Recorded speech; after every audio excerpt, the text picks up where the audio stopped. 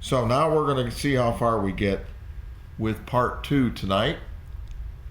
But this is fascinating, isn't it? Once we recognize the major themes in the Word, we can put together why it says things, where it says things. And passages will take on a deeper significance because things will fit.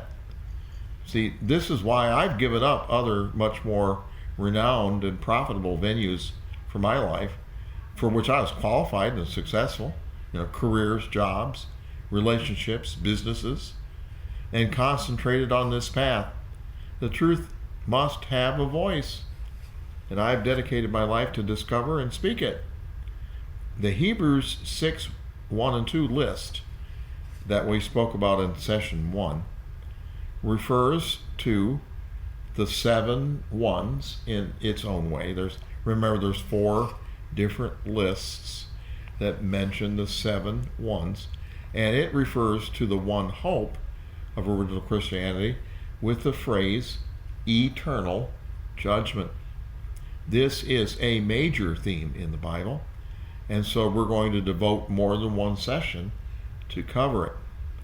The serpent's seed definitely will be subject to judgment, but we left off with the mark of Cain, in which the judgment of them was postponed. We now go to the book of Job for more information, because the book of Job contrasts the goodness of God with the evil of the devil. It turns out the book of Job is as foundational as Genesis. In an earlier session, I covered the truth about the hedge of protection and how Job had breached it and let Satan in.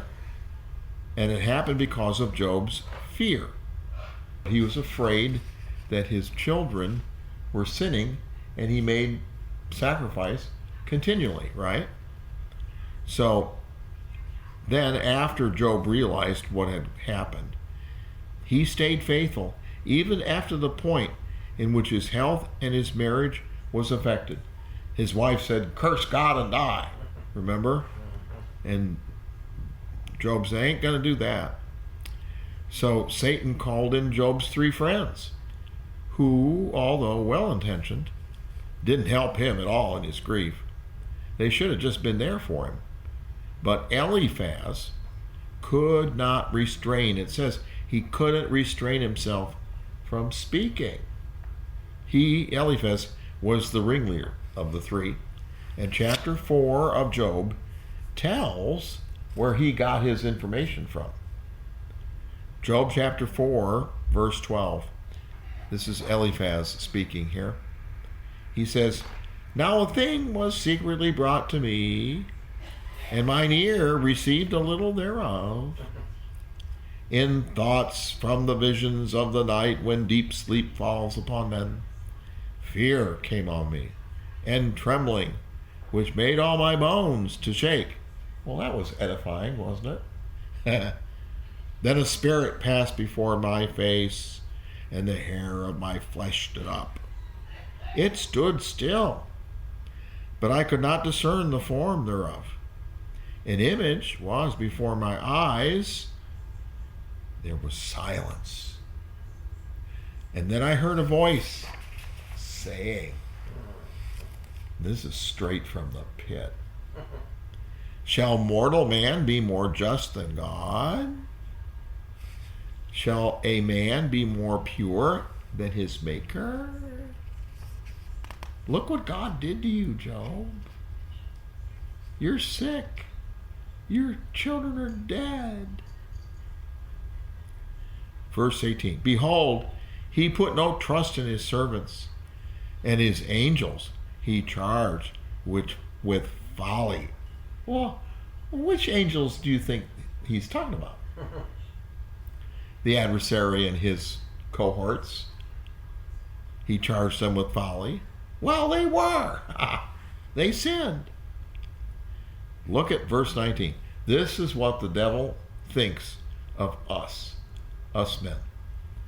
How much less in them that dwell in houses of clay. We're just made of dirt. Whose foundation is in the dust, which are crushed like the moth. The word before is could be translated like. They're crushed like the moth. I mean, you ever crush a moth? Oh yeah. You ever stomp on a bug? There's not much left. That's what the adversary wants to do to us. He tries to stomp on us, and he thinks he can. He stomps on a lot of people. Okay? That's what they think about us. Mm-hmm. They're destroyed from morning to evening. They perish forever without any regarding. They don't even know what's going on. Doth not their excellency which is in them go away? They die, even without wisdom. That's what the adversary thinks of us men. Wow. And Eliphaz berated Job after that with false accusation after false accusation. I mean, the things that Eliphaz said, and Bildad and Zophar too, may have had some truth, but every single one was misapplied. That would be a really great study to go through and show that. They're true in some instances, but they misapplied them when they spoke them to Job. That's spiritual. Okay? But Job fought them off with truth and spiritual discernment. Now, Job 14 supplies a beautiful picture of Job's hope. Look at Job 14, verse 1. Man that is born of a woman is of few days and full of trouble. He comes forth like a flower and is cut down. He fleeth also as a shadow and continueth not. And dost thou open thine eyes upon such an one, and bringeth me into judgment with thee? Who can bring a clean thing out of an unclean? Not one. Seeing his days are determined, the number of his months are with thee. Thou hast appointed his bounds that he cannot pass. Turn from him, that he may rest, till he shall accomplish, as an hireling, his day. For there is a hope of a tree, if it be cut down, that it will sprout again, and that the tender branch thereof will not cease. Though the root thereof wax old in the earth, and the stalk thereof die in the ground, yet through the scent of water it will bud and bring forth boughs like a plant. Look at his hope. Isn't that beautiful? But as man dieth and wasteth away, yea, man gives up the ghost, and where is he? As the waters fail from the sea, as the flood declayeth and drieth up, so man lieth down and riseth not, till the heavens be no more. They shall not awake, nor be raised out of their sleep. Oh, that thou wouldst hide me in the grave, that thou wouldst keep me secret until thy wrath be past, that thou wouldst appoint me a set time and remember me. Look at his hope. Isn't that beautiful? If a man die, shall he live again? All the days of my appointed time will I wait till my change come. And thou shalt call, and I will answer thee. Wow. Thou wilt have a desire to do the work of thine hands. That's what we're going to do. We're going to work for God in the future. Isn't that beautiful? There's so much there. And there's so much more in Job. The next time you read Job, you can look for it. Look in Job's statements. I don't have time to note all of it, but here's some more. Job 19, verse 23. Oh, that my words were now written. Oh, that they were printed in a book. Well, they are now. That they were graven with an iron pen and lead in the rock forever. For I know that my Redeemer liveth, and he shall stand at the latter days upon the earth. He's envisioning the Messiah. And though after my skin destroy this body, yet in my flesh shall I see God. He's going to be resurrected. Whom I shall see for myself, and my eyes shall behold, and not another, though my reins, my thoughts, be consumed within me. Wow. Here's a portion of the hope in Job that reveals the fate of those with Satan's seed. Job 27. Job 27, verse 13. This is the portion of a wicked man with God, and the heritage of oppressors, which they shall receive of the Almighty. If his children be multiplied, it's for the sword, and his offspring shall not be satisfied with bread. Those that remain of him shall be buried in battle, and his widows shall not weep. Though he heap up silver as the dust, and prepare raiment as the clay, he may prepare it, but the just shall put it on, and the innocent shall divide the silver. He builds his house as a moth, and as a booth that the keeper makes. The rich man shall lie down, die, but he shall not be gathered. He won't be in the resurrection of the just. He opens his eyes. That's the resurrection of the unjust. And he is not. Oblivion. Woo! Terrors take hold of him as waters. A tempest steals him away in the night. The east wind carries him away, and he departs, and as a storm hurls him out of his place. For God shall cast upon him those spiritual lightning bolts, and not spare. He would fain flee. Fleeing, he shall flee. There's that idiom. He wants to get away out of his hand.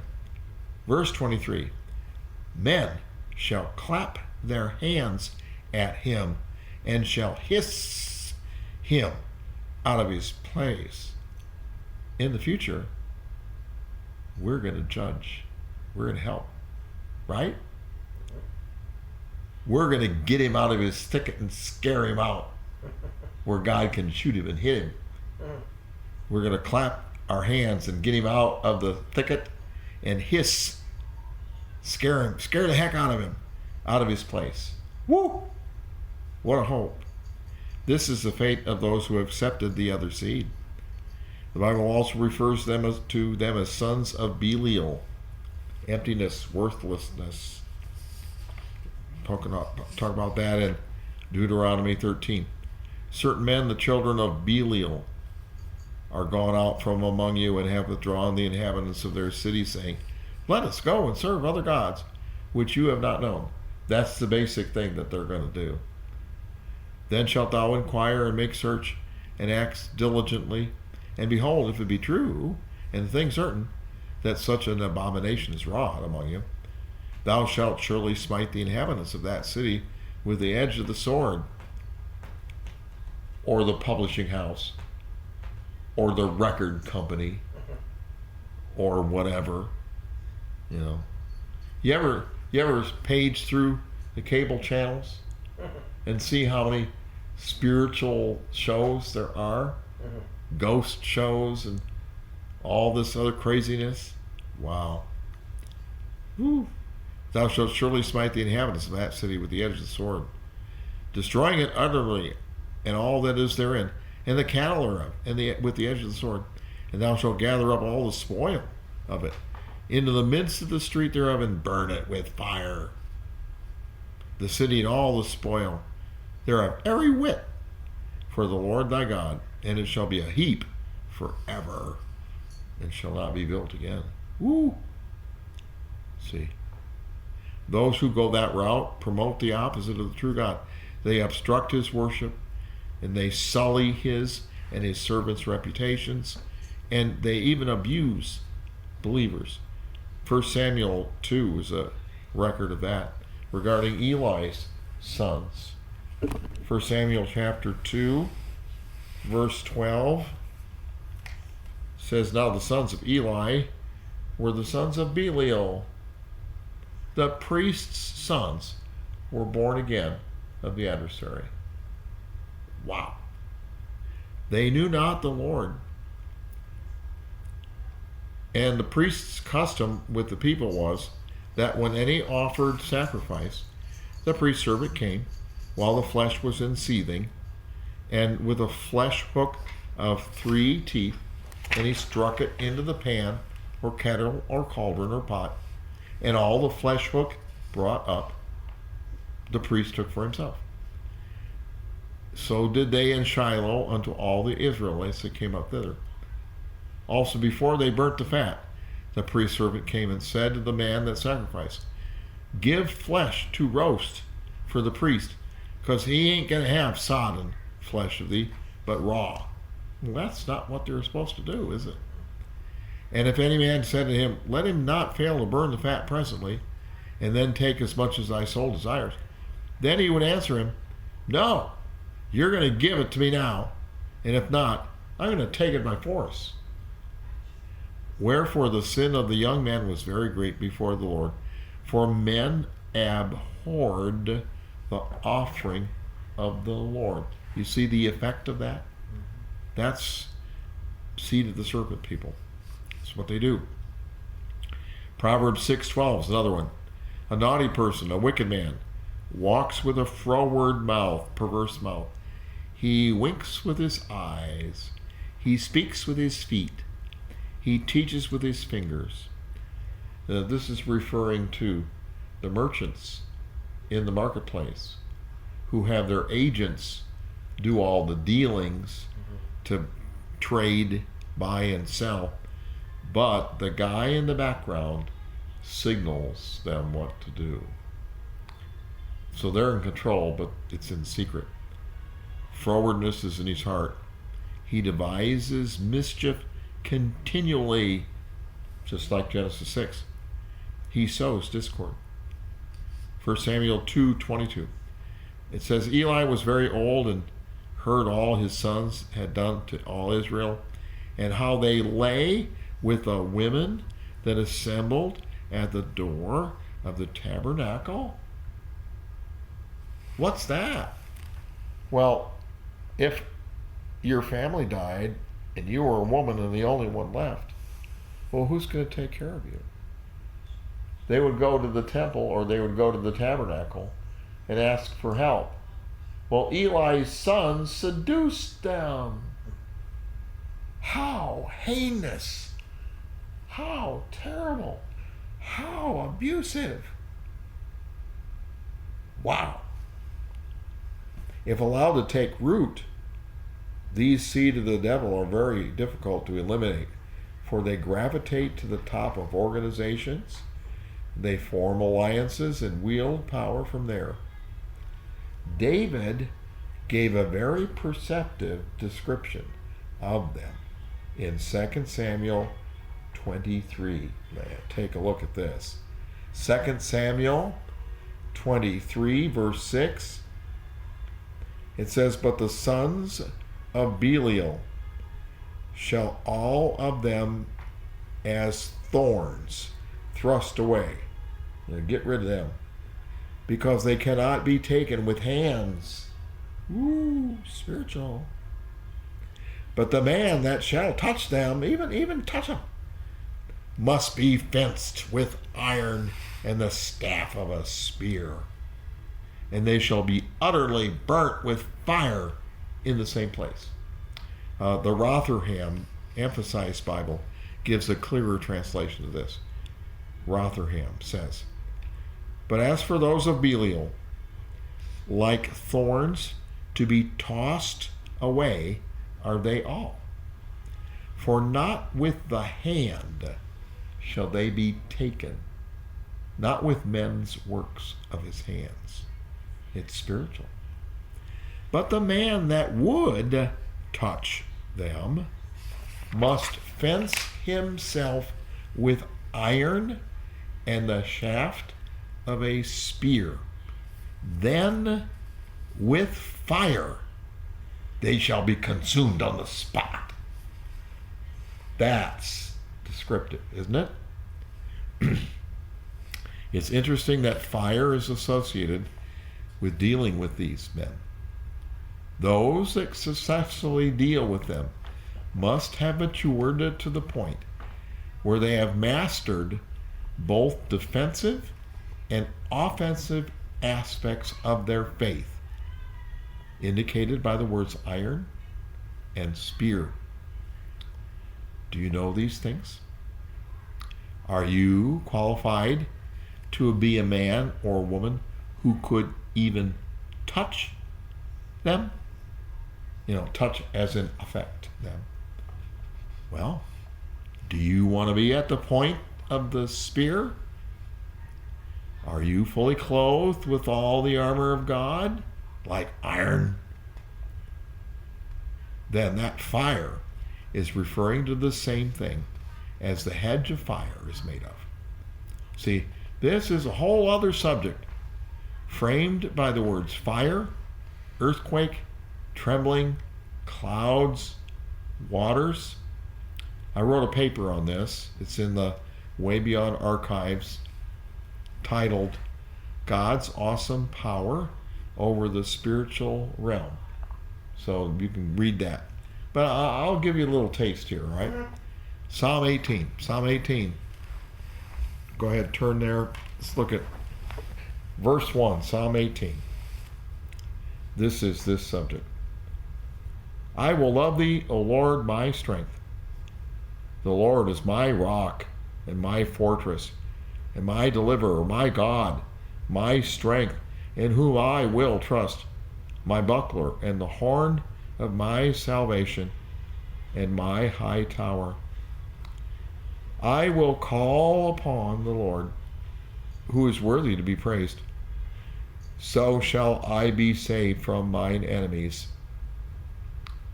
The sorrows of death compassed me, and the floods of ungodly men made me afraid. The sorrows of hell compassed me about, and the snares of death preceded me. I can identify with this because one of the few things I remembered when I was unconscious with COVID and intubated in the hospital for 21 days, I woke up and I saw it looked like people moving in front of me, looking at me, and on one side was death, and on the other side was life. And I knew that if I went towards the death and touched it, it'd be like a bug zapper, and I would die. And on the other side was a golden orb with someone praying, and if I went there, I would live. So guess where I went? I went there. So I understand verse 4 and 5. The sorrows of death compassed me. The floods of ungodly men made me afraid. The sorrows of hell compassed me about. The snares of death preceded me. Verse 6. In my distress I called upon the Lord and cried unto my God. He heard my voice out of his temple, and my cry came before him, even into his ears. Someone's messing with my kids. Verse 7. Then the earth shook and trembled. The foundation also of the hills moved, and they were shaken, because he was pissed. There went up a smoke out of his nostrils, and fire out of his mouth. Coals were kindled by it. He bowed the heavens also, and came down, and darkness was under his feet. And he rode upon a cherub, and he did fly, yea, he did soar upon the wings of the wind. And he made darkness his secret place. His pavilion round about him were thick dark waters and thick clouds of the sky. He set up his camp right in the middle of the adversary's kingdom.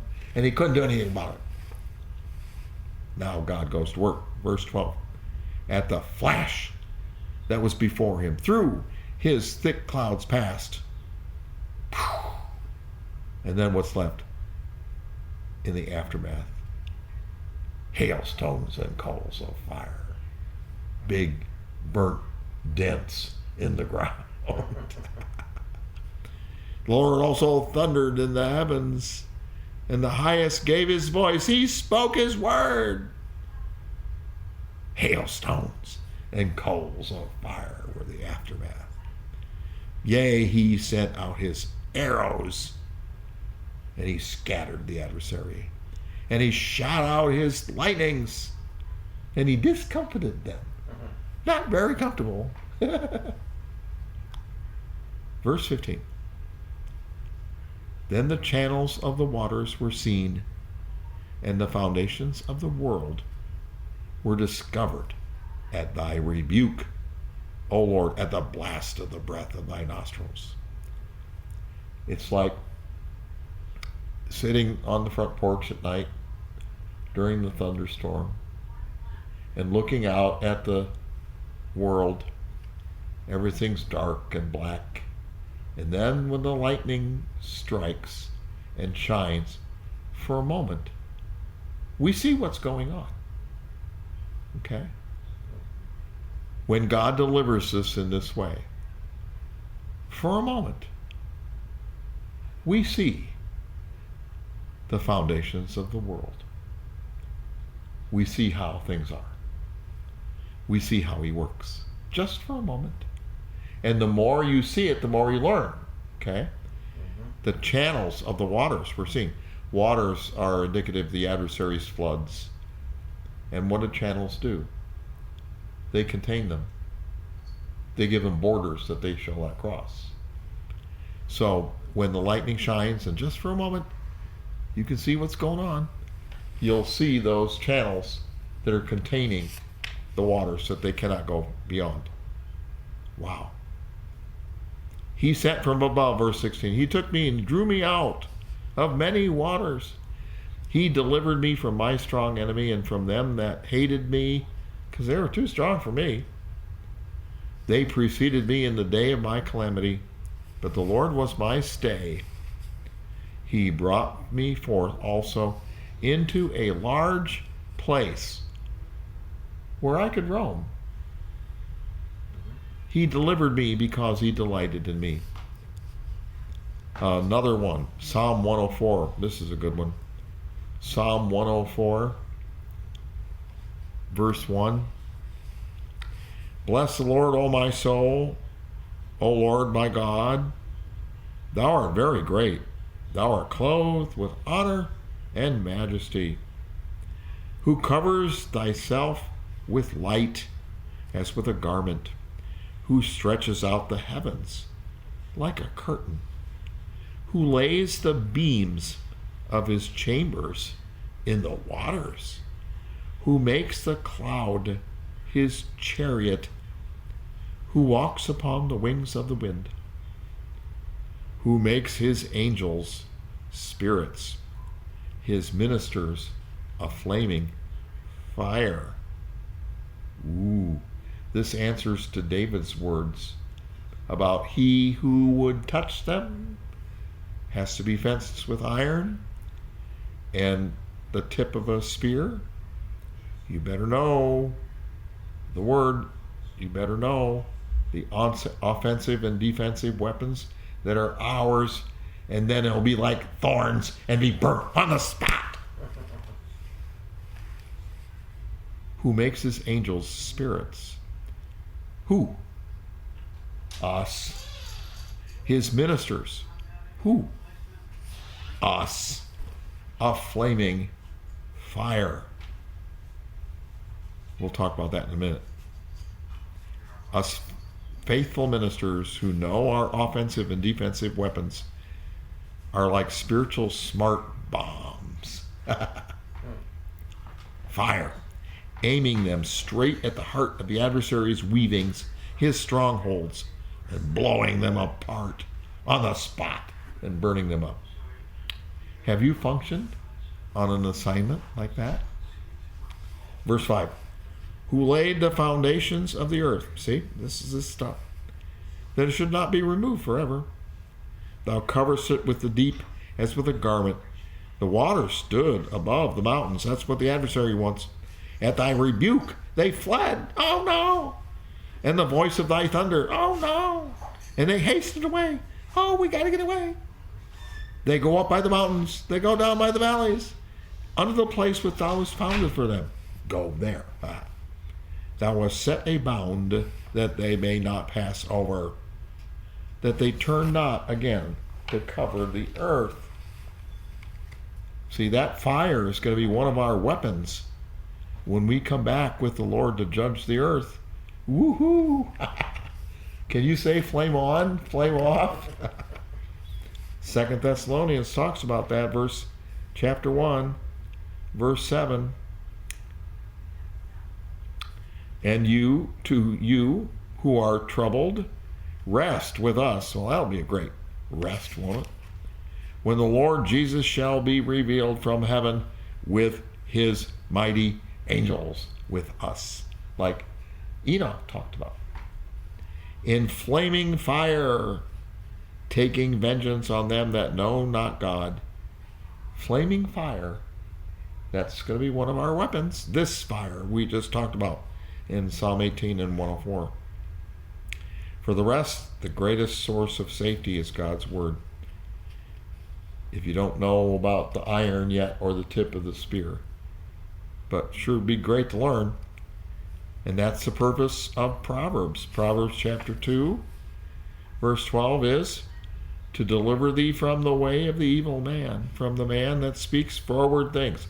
Those guys, those Belial people, who leave the paths of uprightness, who walk in the ways of darkness, who rejoice to do evil, and delight in the frowardness of the wicked, whose ways are crooked, and they are froward, perverse in their paths. To deliver thee from who? The strange woman. See here, Proverbs talks about the two women. Okay? Even from the stranger which flatters with her words, which forsakes the guide of her youth, and forgets the covenant of her God. For her house inclines unto death, and her paths unto the dead. None that go unto her return again, neither take they hold of the paths of life. So even though the tares are allowed to grow up with the wheat, both are still subject to the same eternal judgment. Because God does make the sun to shine and the rain to fall on the just and the unjust.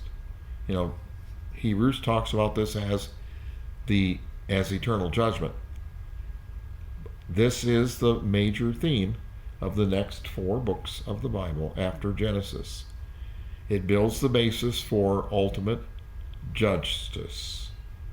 See, now this is not the only way to look at these books or these passages. See, because the Bible's like a diamond. It reflects brilliance no matter which way you look at it. See, I'm drawing out this perspective, but there's a lot more. So in the law, it talks about all the things that happen if you do what the Word says, and all the things that happen if you disobey. And that's a protection. And the children of Israel suffered the consequences of their disobedience. See, if I had time, I'd read all of Leviticus, Numbers, and Deuteronomy at this point. But that's for you to study to fill in blanks. Okay? But the children of Israel suffered the consequences of their disobedience in the Judges period. After they had moved into the promised land, they didn't drive out all the former inhabitants of their land. And in Judges chapter 2, verse 1, it says, An angel of the Lord came up from Gilgal to Bochim and said, I made you to go up out of Egypt, and have brought you into the land which I swear unto your fathers. And I said, I will never break my covenant with you. And you shall make no league with the inhabitants of this land, no covenants with them. You shall throw down their altars. But you've not obeyed my voice. Why have you done this? Wherefore I also said, I will not drive them out from before you, but they shall be as thorns in your sides, and their gods shall be a snare unto you. So that's what they didn't drive them out. Verse 7, and the people served the Lord all the days of Joshua, and all the days of the elders that outlived Joshua, who had seen all the great works of the Lord that he did for Israel. And Joshua the son of Nun, the servant of the Lord, died, being 110 years old. And they buried him in the border of his inheritance in Timnath-Heres, in the mount of Ephraim, on the north side of the hill Gash. And also all that generation were gathered unto their fathers, and there arose another generation after them, which knew not the Lord, nor yet the works which he had done for Israel. And the children of Israel did evil in the sight of the Lord, and served Baal. And they forsook the Lord their God of their fathers, which brought them out of the land of Egypt, and followed other gods, of the gods of the people that were around about them. Well, whose influence brought that about? People born again of the seed that they didn't get rid of like they were supposed to? They forsook the Lord and served Baal and Ashtoreth. And the anger of the Lord was hot against Israel. And he delivered them into the hands of spoilers that spoiled them, and sold them into the hands of their enemies round about, so they could no longer stand before their enemies. That's coming, folks, if we don't take a stand and turn this country around. Whithersoever they went out, the hand of the Lord was against them for evil, as the Lord had said, and as the Lord had sworn unto them, and they were greatly distressed. Nevertheless, the Lord raised up judges, which delivered them out of the hand of those that spoiled him. And that's what God can do for us, even in these terrible times.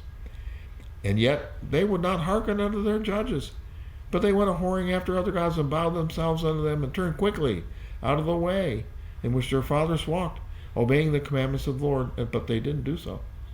And when the Lord raised them up judges, then the Lord was with the judge, and delivered them out of the hand of their enemies all the days of that judge. For it repented the Lord because of their groanings, by reason of them that oppressed them and vexed them. And it came to pass, when the judge was dead, that they returned and corrupted themselves more than their fathers, in following other gods to serve them, and to bow down unto them. And they ceased not from their own doings, nor from their stubborn way. Well, that's what happens. That's the big fight that's going on. Okay? That's what we're fighting against. And we need to take a stand and fight against these guys. Okay? You need to learn about the fence of iron and the point of the spear. David and Solomon gave more information in the Psalms and Proverbs about these two women. So I think I've covered enough tonight. We're going to talk more about them in the next session. But see, this casts the Old Testament in a different light when it comes to the hope. See, because they knew about the hope, they had expectations. And see, and there's a lot of other things that we're going to cover, and once we understand these Old Testament themes, then we'll be able to carry through our expectations accurately when it comes to what's coming, because there'll be fulfillments of these that we're going to see how they fit. So we'll be less prone to error because we know what the Old Testament people were expecting. And see, this was part of the doctrine that the apostles had on day one of the Christian church in original Christianity. So, bless you. If you have any comment, go right ahead. Marvelous, marvelous, marvelous. The true God is always giving us hope, and the adversary tries to steal it. Right. That's a major theme throughout all the things we just looked at, and it is well painted by your brushstrokes tonight. I had one quick question, and then I have a couple other comments. Go right ahead, please. Talked about dispensationalism is augmented by, and you were in the context of figures of speech, nome, or quotations. Right. I did not get that. Okay. Follow on. Yeah. I'm going to be covering more about that in another session, because how prophecy is fulfilled. A little bit of information there is there are prophecies that have dual fulfillments. I have found multiple fulfillments. I have found that is the case when the language of the prophecy has words in it that have more than one meaning, and one fulfillment fits with one definition, and another fulfillment fits with another definition. And sometimes those fulfillments can be in separate administrations, but we'll see how that fits. Excellent. Thank you. I also thought, as you were teaching, some of the most vivid constellations I remember as a child, really the most, was Orion. And Orion speaks of the crushing of the adversary and the victorious Christ. Ophiuchus is another one that's stepping on the head of serpents. And Hercules is doing something. Isn't Hercules holding the head of the lion? Well, the other name for Orion, I believe, is Hercules. Okay, so those are so vivid. Yeah. You can see them throughout the evening sky or the night sky all over the world. So yeah. God wanted to make sure it was clear cut and visible. Yes, sir. I love that. And I love the great realities of the God making sure we understand the seed of the adversary, of Belial, of the serpent, is defeatable, obviously and clearly, but how is he defeatable? How are they defeatable with God's almighty power? Even Michael, and I love that section in Jude, where Michael said, "The Lord rebuke thee." Michael, one would think would have the authority, but he knew it didn't come from him. Right. And I couldn't help but recognize parallels and understanding from Ephesians 6. Oh, yeah. Our spiritual conflict. And I've been working that assiduously because I'm wanting to teach that section down in Georgia. But the offensive and defensive weapon there, and you may get to all this, and I'm just going to give it a tiny thumbnail. No, go ahead. But the offensive and defensive weapon there, I love how you brought out both aspects, is the sword of the Spirit, which is the Word of God. Right. That's our offense and our defense and our whatever fence we need. So those were my brief comments that were spawned by this magnificent night. Thanks, John. Thank you, sir. Anyone else have a comment? Go right ahead, please. Yeah, thank you, Ed, for that last little tidbit. That was luscious. Yeah, very much so. Anyone else, please? Bet. Yes. No, go ahead. I'm done. Okay. Thank you so much, John. This is Nancy. That was such a great night in the Word. I cannot tell you what this has done for my life and answered so many questions. But a couple of questions I have are God's awesome power over the what is something you want us to look at? Over the what? God's awesome power over the spiritual realm. I wrote that in June of 1994. And I have it in the Way Beyond archives. It's probably 15 pages. Okay, and are we supposed to check in on looking at that figure of speech Nome? Yes, and also GNOME. I have the PDF, and it is in the Way Beyond archives. And when you go to the website, the stuff is all explained there. Ray Beats has several times explained how to get to the archives, but the documents are there, and you can download them and study them. Okay, and then finally, the last question I have is, there was so much packed into this tonight that I want to listen to it again. Yes. Where do we find it? Okay. Every one of these teachings is going to be edited. I'll get rid of a few coughs and misspeaks. Yeah.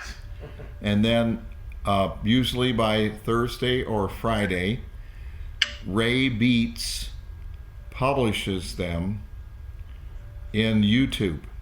And then we put the URL in Way Beyond. Okay? Oh, good. And all right. Now, if you don't have access to Way Beyond, just email any one of us and we'll send you the link. Ray has also designed things so that there is a master link to every class where it'll show all the sessions, and then you just go from one to the next to the next to the next. But what we do every week on Thursday or Friday, we just publish the link for that week's class. But there is a second link available that is for all of the sessions. Okay. All right? Yes, and thank you so much, John. This is, I can't tell you how this has cleared up so much of my thinking. Cool. It's been great. Thank you. You're welcome. Bless you. Bless you. Anyone else before we sign off tonight? Thank you, John. Great teaching. Go ahead, Linda. Thank you, John. It was a great evening. Really appreciated that. There were so many different things there that were great to think about, and to see those records in Psalms about, the Manabilial. Right. And really, truly, that whole section in Ephesians, where having done all, you're taking all of the weapons. The truth is that you just need to stand there. Right. And in my life, I've had some opportunities where I've stood before the Manabilio, and you have to anchor to that word, and you have to anchor to no weapon formed against me shall prosper. Right. You have to keep that in your heart and your mind, and you also really truly have to know who you are in Christ. And I'm telling you, if you stand strong on that, there's not anything that's going to knock you off. And as different things are marshaled against you, either seen or unseen, I cannot tell you how I've watched so many weapons backfire on those who are shooting those darts. They end up getting hit. And God will just make a way that everything that's happening forms some sort of new sort of turbulent thing where you just walk right through that and it doesn't hit the fan. I mean, it's unbelievable, and it's amazing to see. Right. And I've actually stood in a room and watched. It's because we are the children, we are his children, and we are the lights of the world. And that darkness will absolutely scatter. And you talk about people getting discombobulated and not know what to do with you. All you have to do is just stand there. And I can't tell you how many times I've spoken the word in those situations, chapter and verse, but I don't say chapter and verse. Right. I just say the words that need to be said. And it's been absolutely, I think there was a period of time in my life where I needed to be in certain circumstances, and it was the most wonderful, exciting, and really joyous thing to just watch all that God did and how many things God just sanctified me from. Right. And it was a real pleasure. And seeing those scriptures of his protection come alive in those situations is just a wonderful, wonderful thing. When you mentioned the Moses up on the mountain, Yeah.